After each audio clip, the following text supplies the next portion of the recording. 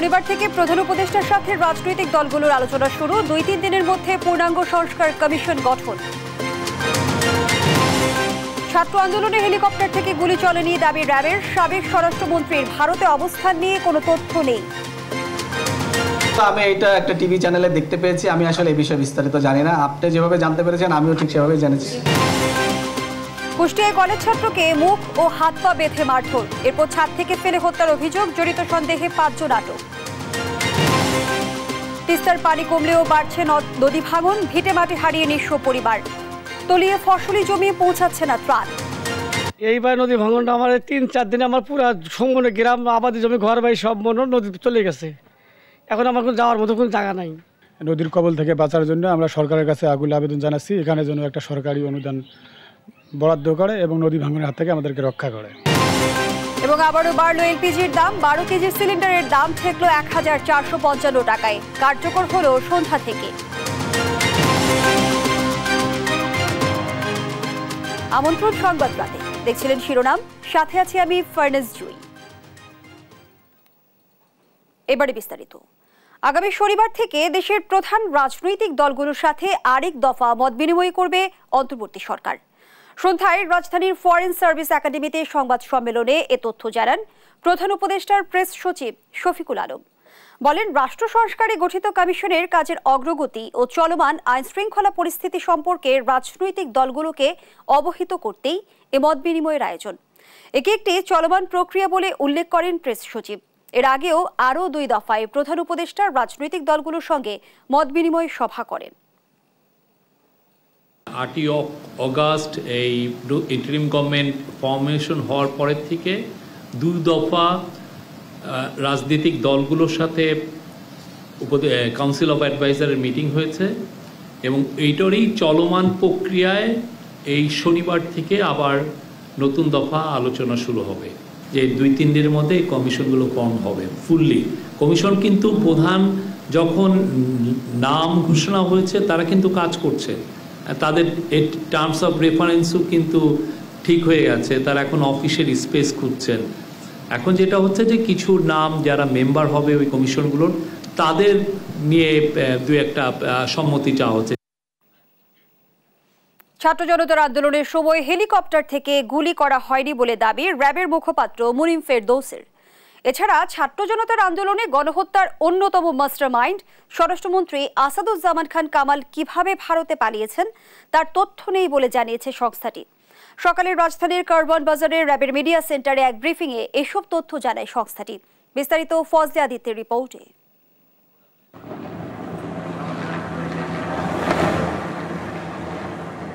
বৈষম্য বিরোধী ছাত্র আন্দোলনের সময় র্যাবের হেলিকপ্টার থেকে এভাবেই ছাত্র জনতার উপর হামলা করতে দেখা যায়।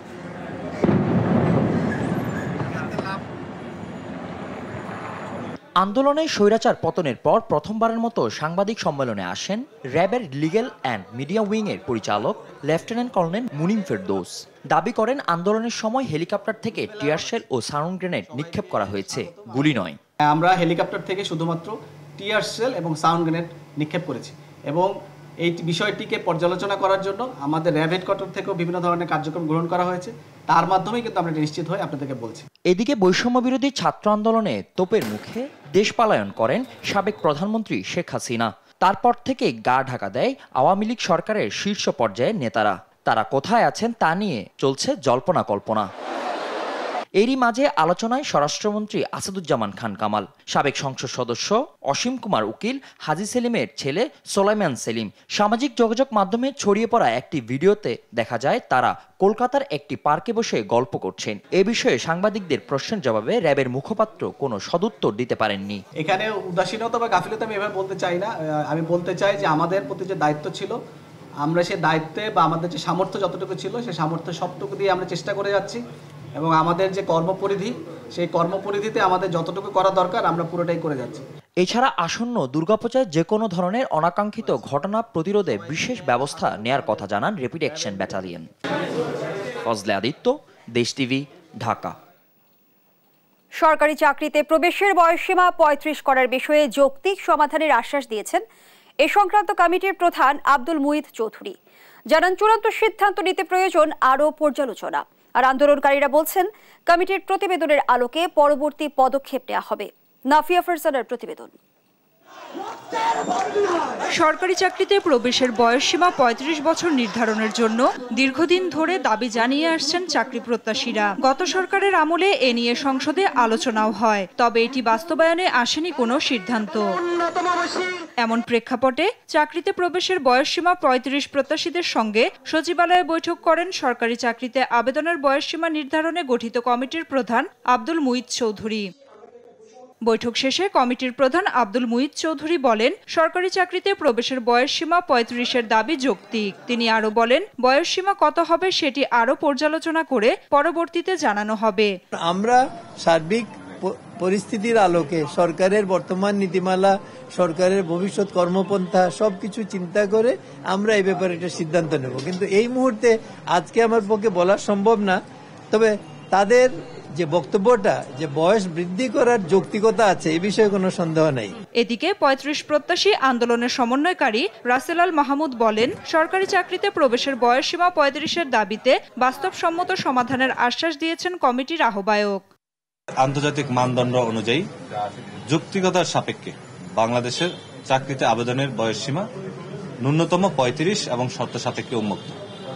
আগামী ৭ কার্য দিবসের মধ্যে একটি চমৎকার বৈষম্যহীন বাংলাদেশ গড়ে তোলার জন্য একটি প্রতিবেদন প্রকাশ করবে। বিষয়টির যৌক্তিক সমাধানের আশাবাদী তিনি। আশা, শর্ত সাপেক্ষে বিভিন্ন ক্ষেত্রে উন্মুক্ত থাকবে চাকরিতে প্রবেশের বয়সসীমা। নাফিয়া ফারজানা, দেশ টিভি, ঢাকা। দেশের জনগণের ভোটাধিকার দ্রুত ফিরিয়ে দেওয়ার উদ্যোগ নিতে অন্তর্বর্তী সরকারের প্রতি আহ্বান জানিয়েছেন বিএনপি নেতা ডাক্তার AZM জাহিদ হোসেন।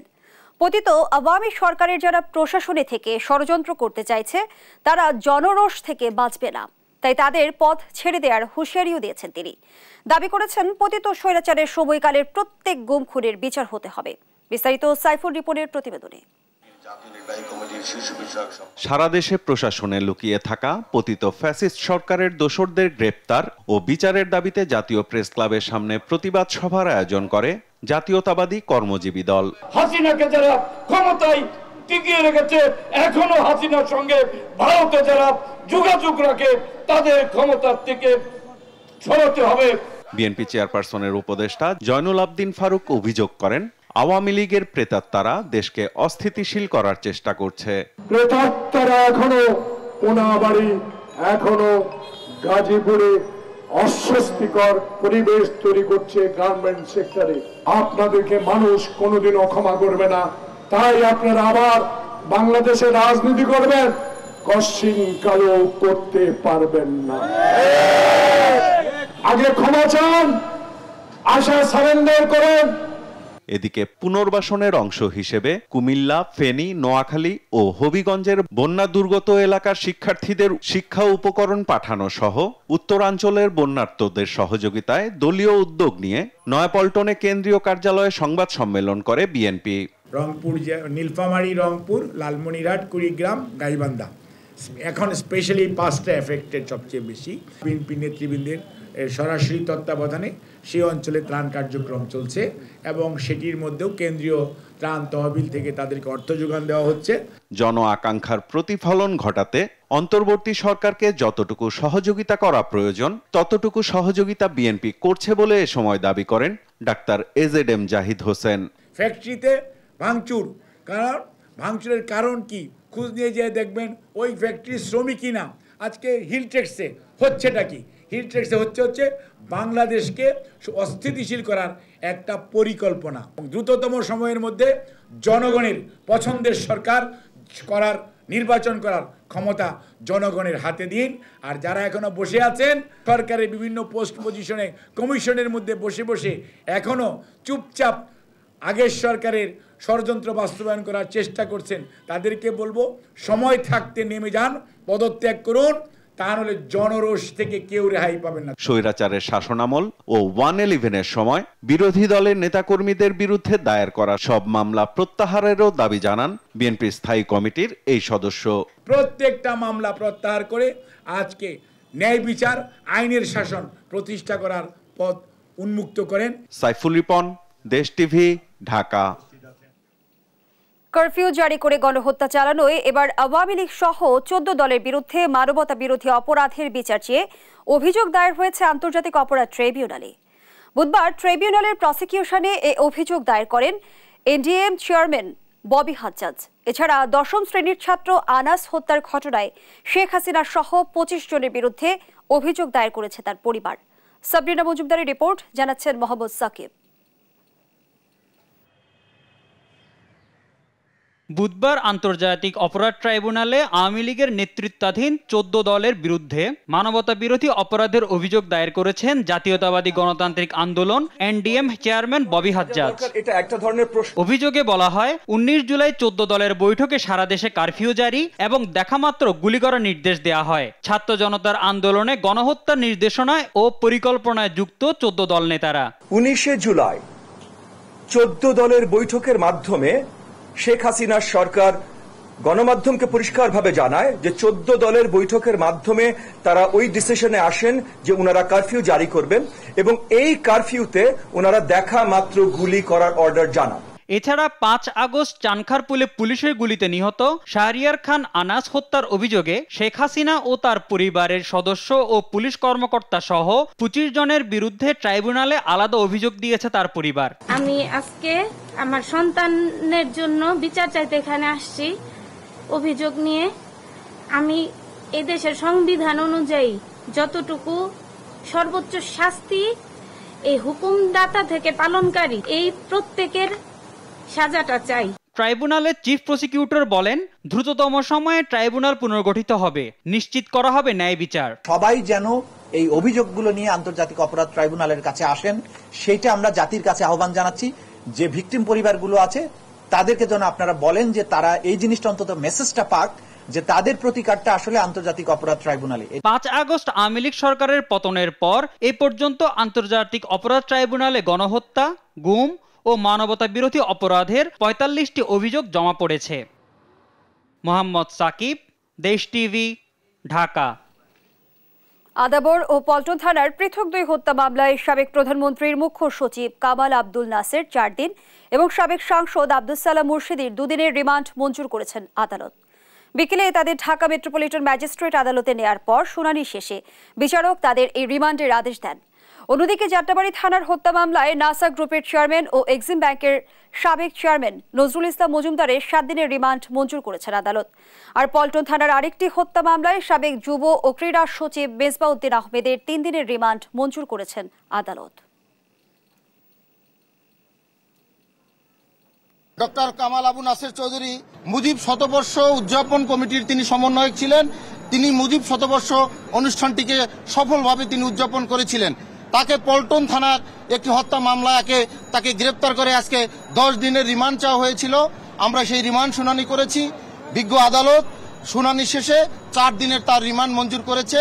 সাবেক সচিব মেজবাউদ্দিন সাহেব পল্টন থানার 2 বছর আগের একটি মামলায় তাকে জড়ানো হয়েছে। আমরা বিজ্ঞ আদালতে তার জামিনের প্রার্থনা করেছি এবং রিমান্ড বাতিলের জন্য আমরা প্রার্থনা করেছি। বসুন্ধরা, বেক্সিমকো, এস আলম সহ 7 কোম্পানির শেয়ার ক্রয় বিক্রয়ে নিষেধাজ্ঞা চেয়েছে এনবিআর। বাকি কোম্পানিগুলো হলো অরিয়ন, সামিট, নাসা ও নগদ। জাতীয় রাজস্ব বোর্ডের সেন্ট্রাল ইন্টেলিজেন্স সেলের মহাপরিচালক আহসান হাবিব স্বাক্ষরিত এক চিঠিতে এ নির্দেশনা চাওয়া হয়েছে। চিঠিতে যৌথ মূলধন কোম্পানি ও ফার্মগুলোর পরিদপ্তরেও পাঠানো হয়েছে। তদন্ত অনুযায়ী এসব কোম্পানির বিরুদ্ধে কর ফাঁকির অভিযোগ সহ আর্থিক অনিয়মের বিষয়ে গুরুতর অভিযোগ রয়েছে। এ কারণে এসব কোম্পানির শেয়ার হস্তান্তর স্থগিত চেয়ে আবেদন করা হয়েছে। তিস্তার পানি কমলেও অব্যাহত রয়েছে নদী ভাঙন। লালমনিরহাট সদর ও হাতীবান্ধ উপজেলায় অন্তত 20টি পয়েন্টের ভাঙনে এরই মধ্যে বিলীন হয়েছে ফসলি জমি। নদীগর্ভে হারিয়ে গেছে শতাধিক ঘরবাড়ি ও ধর্মীয় প্রতিষ্ঠান। এদিকে কুড়িগ্রামের উলিপুরে ভাঙনের হুমকিতে থাকা পরিবারগুলো বাড়িঘর নিরাপদ স্থানে সরিয়ে নিচ্ছেন। সহকর্মীদের পাঠানো তথ্যচিত্রে টুম্পা আফরোজের ডেস্ক রিপোর্ট। তিস্তার পানি কমলেও বাড়ছে ভাঙন। লালমনিরহাটে তিস্তার পানি ওঠানামা করায় অব্যাহত রয়েছে নদী ভাঙন। জেলা সদর উপজেলার হরিণচৌড়া, আদিতমারি উপজেলার গরিবুল্লাপাড়া, বাহাদুরপাড়া, হাতীবান্ধা উপজেলার তিস্তা তীরবর্তী গড্ডিমারি ও ডাওয়াবাড়ি ইউনিয়ন সহ অন্তত 20টি পয়েন্টের ভাঙনে এরই মধ্যে বিলীন হয়েছে ফসলি জমি, শতাধিক ঘরবাড়ি, ধর্মীয় প্রতিষ্ঠান ও নানা স্থাপনা। ভাঙন ঝুঁকিতে রয়েছে হাজারো বসতভিটা, একাধিক শিক্ষা প্রতিষ্ঠান। নদী ভাঙনের কবলে পড়ে নিঃস্ব হওয়া মানুষ আশ্রয় নিয়েছেন অন্যের জমিতে ও উঁচু জায়গায়। এদিকে পানি উন্নয়ন বোর্ড বলছে ভাঙন রোধে জিওব্যাগ ফেলা হচ্ছে। নদী সম্পূর্ণ পানি আসিয়া সম্পূর্ণ বাড়ি ঘর যা কিছু আছে। কুড়িগ্রামের তিস্তা, দুধকুমার ও ব্রহ্মপুত্র নদের ভাঙন কিছুটা কমলেও অব্যাহত ভাঙন চলছে ধরলা নদীতে। অসংখ্য পরিবার ভিটেমাটি হারিয়ে নিঃস্ব হয়েছে। নদীতে চলে গেছে কয়েক একর ফসলি জমিও। ভিটেমাটি হারিয়ে অনেকে খোলা আকাশের নিচে বসবাস করলেও কোনো সহায়তা পাননি বলে অভিযোগ ভুক্তভোগীদের। আজকে প্রায় 10 বছরতেই ভাঙন শুরু হয়ে গেছে। ভাঙতে ইউনিয়নের 3 ভাগের 2 ভাগ চলে গেছে, অলরেডি আর 1 ভাগ আছে। এইবার নদী ভাঙনটা আমার 3-4 দিনে আমার পুরো সম্পূর্ণ গ্রাম, আবাদি জমি, ঘর বাড়ি সব নদী চলে গেছে। এখন আমার কোনো যাওয়ার মতো কোনো জায়গা নাই। নদীর কবল থেকে বাঁচার জন্য আমরা সরকারের কাছে আগুল আবেদন জানাচ্ছি, এখানে যেন একটা সরকারি অনুদান বরাদ্দ করে এবং নদী ভাঙনের হাত থেকে আমাদেরকে রক্ষা করে। আবাদি সম্পদ বলতে এক কাটাও নাই। এখন বাল বাচ্চা নিয়ে এখন কোথায় চলে যাবো, কিছুই নাই বলতে আমার কিছুই নেই। এদিকে কুড়িগ্রামের অলিপুর উপজেলার বেগমগঞ্জ ইউনিয়নের রসুলপুর, ব্যাপারীপাড়া, সরকারপাড়া ও মাঝিপাড়া এলাকায় ধরলা নদীর 5-6 কিলোমিটার এলাকার বাম তীরে ভাঙন অব্যাহত রয়েছে। হুমকিতে থাকা পরিবারগুলো বাড়িঘর নিরাপদ স্থানে সরিয়ে নিচ্ছেন। এছাড়াও এ ইউনিয়নের একটি কমিউনিটি ক্লিনিক ও বন্যা আশ্রয় কেন্দ্রের একাংশ ধরলা নদীতে চলে গেছে।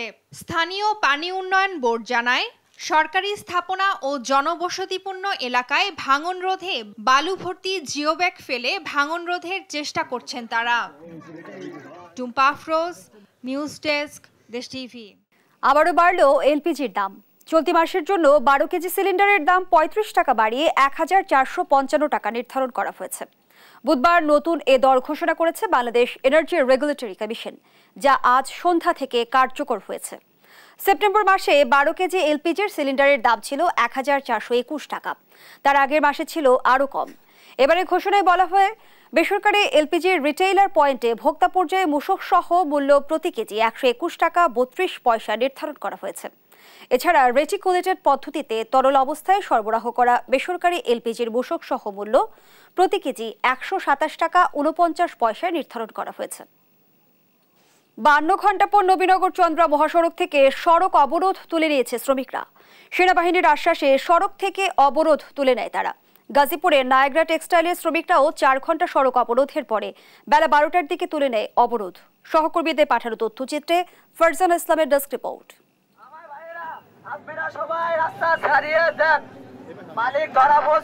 শ্রমিকদের দাবির মুখে বার্ডস গ্রুপের চেয়ারম্যান মোস্তফা আনোয়ারকে আটক করার কথা জানালে সাভারের নবীনগর চন্দ্রা মহাসড়ক থেকে অবরোধ তুলে নেন শ্রমিকরা। এতে 52 ঘণ্টা পর স্বাভাবিক হয় যান চলাচল। পরিবেশ স্বাভাবিক রাখতে আইন শৃঙ্খলা বাহিনীর বাড়তি নজরদারি রয়েছে। এর আগে মঙ্গলবার সকাল থেকে বাইপাইলের বুড়ির বাজার এলাকায় লে অফ থাকা বার্ডস গ্রুপের শ্রমিকরা তাদের বকেয়া বেতন ও অন্যান্য পাওনাদির দাবিতে নবীনগর চন্দ্রা মহাসড়ক অবরোধ করে রাখে। দূরপাল্লার বাস, পণ্যবাহী ট্রাক সহ অসংখ্য যানবাহন আটকে থাকে মহাসড়কে। চরম দুর্ভোগে পড়েন চলাচলকারীরা। সব পচি যাচ্ছে, নষ্ট হয়ে যাচ্ছে, বেশি পাচ্ছে না, মজদুররা সব আবার গাড়ি ফেরত তলিয়ে যাচ্ছে। এখানে আসলে এইভাবে যে ঘন্টা পর ঘন্টা আজকে 3-4 দিন ধরে যে আমাদের এখানে যে যানজট লেগে আছে, আমরা প্রায় আমাদের অফিস হয় 8টায়, আমরা অফিসে যাই পৌঁছায় 12টায়। রাস্তায় যাবো 3 দিন যাবো এখানে আটকা পড়ে রয়েছে আমাদের। আমরা তো একজন এক জায়গা থেকে আসলে আমরা যাইতে পারতেছি না। দাম এখনো ছাড়ে নাই, দামের কারণে আমাদের সমস্যা হইতেছে, কারণ পার্টিরা খালি ফোন দিয়ে ডিস্টার্ব করছে। এদিকে চাকরিচ্যুত শ্রমিকদের চাকরিতে পুনর্বহাল ও পুরুষ শ্রমিকদের নিয়োগের দাবিতে গাজীপুরে শ্রমিকরা সকাল থেকেই মহাসড়ক অবরোধ করেছেন। ঢাকা ময়মনসিংহ মহাসড়কের মহানগরীর ভোগড়া এলাকায় শ্রমিকরা বিক্ষোভ করে। এ সময় মহাসড়কে যান চলাচল বন্ধ হয়ে দুর্ভোগে পড়তে হয় যাত্রীদের। আটকা পড়েন উত্তরবঙ্গ থেকে আসা পণ্যবাহী ট্রাক। বিশৃঙ্খলা এড়াতে আশেপাশের 10টি কারখানা বন্ধ ঘোষণা করেন কর্তৃপক্ষ। যাত্রী ও চালকদের অভিযোগ, শ্রমিক আন্দোলন সহ যে কোনো সমস্যায় সড়ক অবরোধ করা হয়। এতে মানুষের সীমাহীন দুর্ভোগ বাড়ছে। যানজট চলার কারণে অনেক কষ্ট হতেছে। রাস্তাঘাটের অবস্থা খুবই খারাপ, অনেক অ্যাম্বুলেন্স মালবাহী গাড়ি সব কিছু আটকা পড়তেছে, মানুষ বাইরে নি। রাস্তাঘাটে মনে করেন অনেক ধরনের জ্যামজট লাগা আছে, যে পরিমাণ মতো মাল বিক্রি করি দেখা গেছে তার অর্ধেকও বিক্রি করতে পারতেছি না। আমরা চৌরাস্তা থেকে নাওজোর পর্যন্ত যাম, এর মধ্যে গাড়ি নিয়ে আমরা যেতে পারতেছি না, মালও বেচতে পারতেছি না। দেশের অর্থনীতির চাকা সচল রাখতে দ্রুতই সমস্যার সমাধান চান ব্যবসায়ীরা। ফারজানা ইসলাম, নিউজ ডেস্ক, দেশ টিভি। এদিকে শ্রম ঘন এলাকার পরিস্থিতি গভীরভাবে পর্যবেক্ষণ করছে সরকার, জানালেন শ্রম সচিব AHM শফিকুজ্জামান। সকালে সচিবালয়ে শিশুশ্রম প্রতিরোধ বিষয়ক এক সংবর্ধনায় একথা বলেন তিনি। দ্রুতই সমস্যা নিরসন হবে জানিয়ে সচিব বলেন, সংকট সমাধানে সমন্বিতভাবে ব্যবস্থা নেওয়া হচ্ছে। এ সময় সবাইকে দায়িত্বশীল হয়ে শান্ত থাকার আহ্বান জানান তিনি।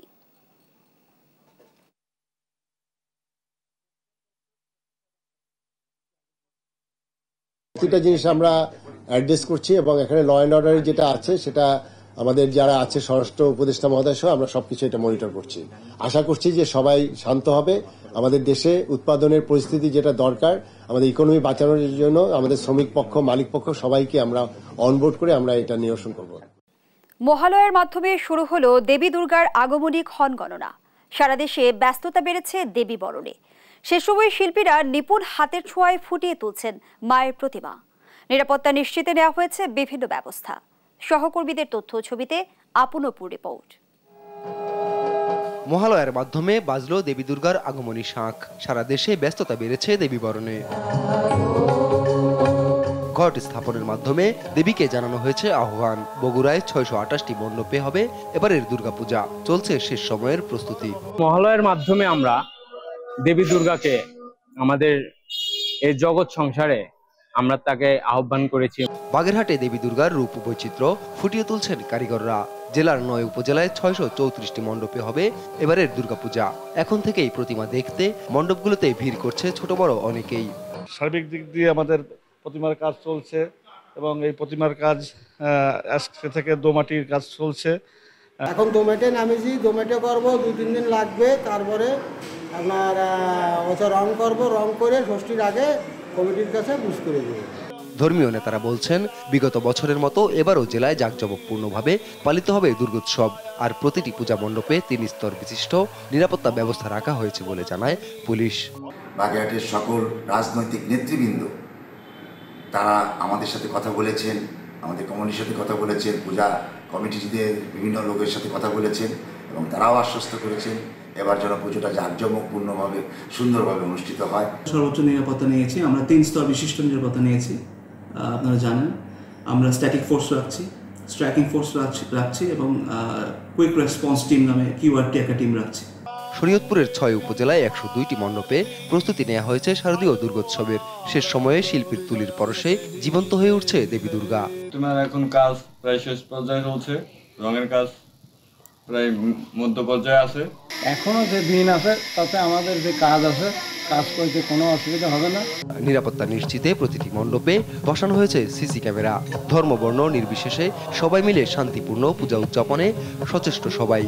নিজেদের স্বেচ্ছাসেবক বাহিনী থাকবে, সিসিটিভি ক্যামেরা স্থাপন করতে হবে এবং সকল রাজনৈতিক দল এবং ছাত্র সংগঠনের সাথে সমন্বয় সাধন করে নিরাপত্তা ব্যবস্থা আমরা নিশ্চিত করার বিষয়ে আমরা সিদ্ধান্ত নিয়েছি এবং সে অনুযায়ী কাজ করছি।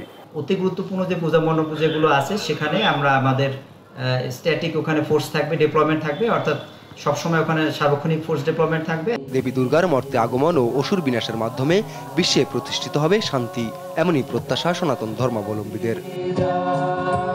আপনপু, নিউজ ডেস্ক, দেশ টিভি। সংবাদ রাতে শিরোনামগুলো জানিয়ে দিচ্ছি আরেকবার।